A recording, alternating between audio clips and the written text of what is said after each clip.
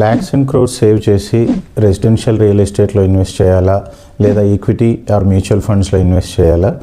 చివరిదాకా చూడండి, డేటా చూస్తే మీకే తెలుస్తుంది.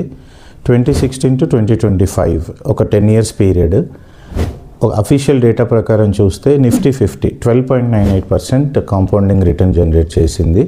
అదే టైంలో Hyderabad real estate residential property 7.89% compound interest generate చేసింది. అంటే 2016లో కనుక ఒక 50 lakh మనం ఇన్వెస్ట్ చేసి ఉంటే మ్యూచువల్ ఫండ్స్లో 1.69 crores అయ్యేది. అదే మన రెసిడెన్షియల్ రియల్ ఎస్టేట్లో 1.07 crores, అంటే ఒక 62 lakhs డిఫరెన్స్ వచ్చింది అక్కడ. అంతేకాకుండా రియల్ ఎస్టేట్లో అమ్మాలి అంటే చాలా టైం పడుతుంది. మ్యూచువల్ ఫండ్లో అట్లా కాదు, మనకి ఎంత అవసరం ఉంటే అంత కూడా తీసుకోవచ్చు. అట్లానే ప్రాపర్టీ వెతకడానికి కూడా చాలా టైం పడుతుంది అండ్ ఇన్వెస్ట్మెంట్ చేయడానికి చాలా ఎక్కువ మనీ కావాలి. వేరేజ్ మ్యూచువల్ ఫండ్స్లో చాలా తక్కువ మనీతో కూడా స్టార్ట్ చేయొచ్చు.